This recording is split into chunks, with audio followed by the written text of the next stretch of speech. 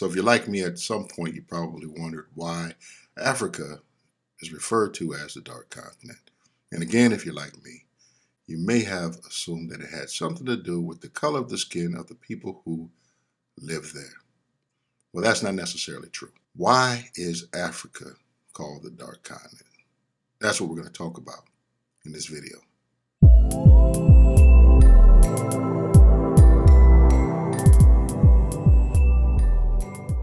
So first and foremost, Africa, the Dark Continent, is a place rich in beauty and history. You've probably seen a lot of the images, some of the nature scenes, some of the animals that live there, some of the rich culture of Africa. You may have even heard about some of the kingdoms that have been there over time. And you may even think that the treasures of Africa are well known around the world, but it hasn't always been that way. So why was Africa initially called the Dark Continent? Well, Africa is both a land of mystery and discovery. Africa is a place of natural wonders, and it's been called the birthplace of modern humans. But Africa is so much more than that. But it's the mystery that gave rise to some of the myths and also the moniker, the Dark Continent. Over time, these myths shaped how the world perceives Africa, and that name, the Dark Continent, served to reinforce those myths. Now, we know the formal names change over time. In fact, at one point, Africa was referred to as Alkebulan. Now, that's a romantic phrase that refers to the mother of mankind or the Garden of Eden. And aside from that, history gives us many other names. However, the moniker of the Dark Continent is a bit different. So where did that term, the Dark Continent, actually come from?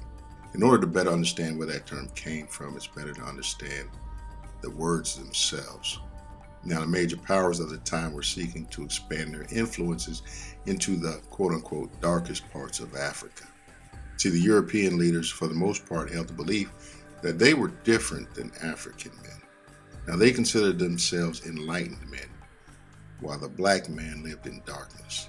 Now, obviously, the Europeans' racial ideas contributed to the development of that nickname, and our understanding begins with our understanding of the word dark.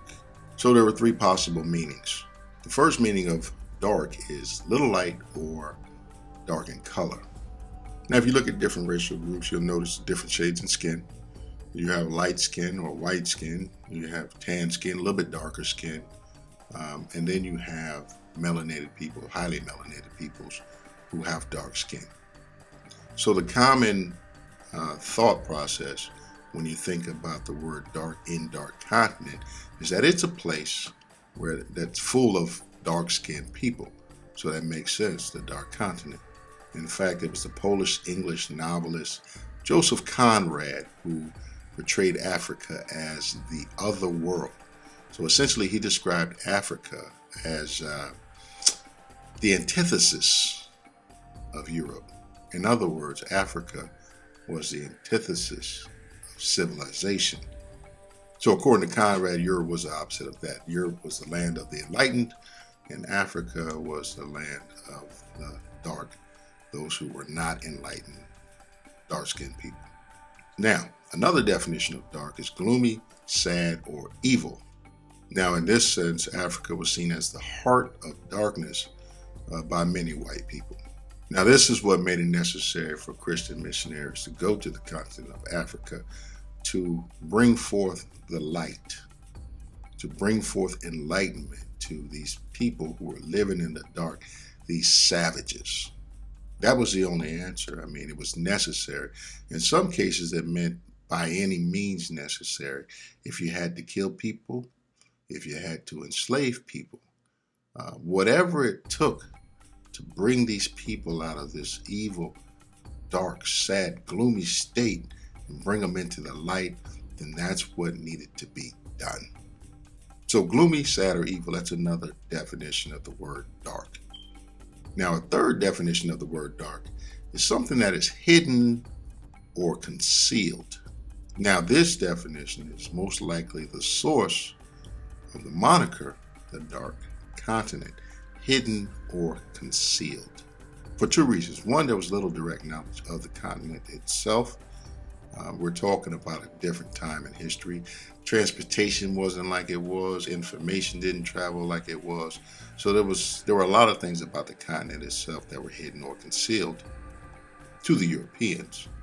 And there was also a lack of direct content or contact with its people.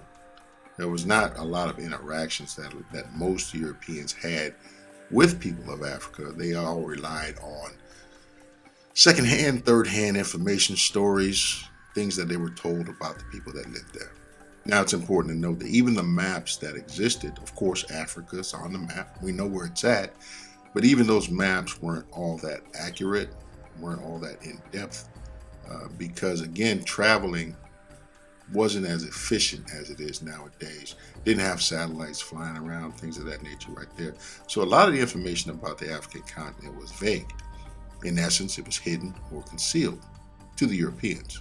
So in the absence of facts, data, and statistics, we had rumors, lies, and suspicion about the dark continent. So ultimately, dark continent is more of a geographical term, and it became immensely popular in the 19th century. So here's a list of 5 reasons for the name dark continent when referring to the continent of Africa. Number 1, the continent has the largest desert in the world. Africa has the largest hot desert in the world. The Sahara Desert served as a natural barrier to European explorers. Unlike today, where you can simply fly over the desert, it posed a huge problem for European travelers that wanted to travel into the interior of the continent. Think about the vast size of this desert. It actually spans across the entire continent. It covers a massive 9.2 million square kilometers. For reference, that's larger than the United States of America. So I'm sure you can see how that would limit travel in the 1900s. Number 2, few natural harbors. Another reason that Africa earned the moniker of the Dark Continent was that it had few natural harbors. So why is this important? For starters, earlier travelers in Africa came across on land. They made long journeys to get to their destinations. European traders sought to reach Africa by boat, which served as a much faster form of travel. However, a lack of harbors meant a lack of protection of boats as they anchored off the shore. This limited the locations that were suitable as arrival points, which subsequently limited the amount of exploration that could take place. Number 3, steep elevations from the coast. Steep elevations from the coast were another African feature that created difficulty in reaching the interior of the continent. Far from long slope or subtle differences, we see sharp transitions on the coastline. Along much of the coastline, the mainland descends quickly into the sea.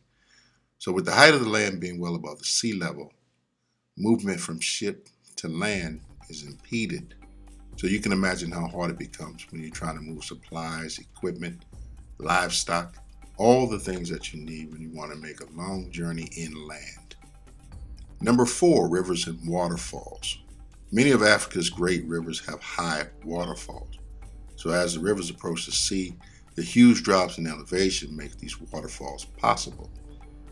So essentially the waterfalls over steep rock ledges plunges into the pools below. And as a result, travel inland by the river is prevented.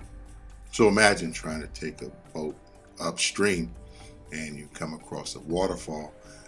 You're probably not going to go any further than that by boat. So that again makes it a little more difficult to explore into the interior of the continent. Number 5, climate and vegetation. Now the last set of challenges that made Africa difficult to bring the light to was the African climate and the dense vegetation. Both of these things served to impede movement. So the humid climate made it inhospitable to foreigners. Meanwhile, dense vegetation, like that found in the dense rainforest, physically slowed down explorers in their movements toward the interior of Africa. So again, these 5 things contributed to the development of the moniker, the Dark Continent. 1, the largest desert in the world. 2, Africa has few good natural harbors. 3, steep elevation from the coast. 4, rivers with high waterfalls. And 5, humid climate and dense vegetation. Now you couple these geographical challenges with the natural challenges provided by the limitations of transportation of the day, and then you couple that with the relationship that you may or may not have with the people that live there, and it could be a pretty challenging exercise. It might be a little bit difficult to explore things, at least in the way that you're accustomed to or that you want to. Not only do you have to have the ability to overcome these challenges, you have to have the freedom to do so. And some of the things that would limit the freedom are topics for other discussions. So there you have it, 5 reasons why Africa was called the Dark Continent. Let me know your thoughts on this in the comments section below, and I look forward to hearing what you have to say. On that note, take care, family, and peace.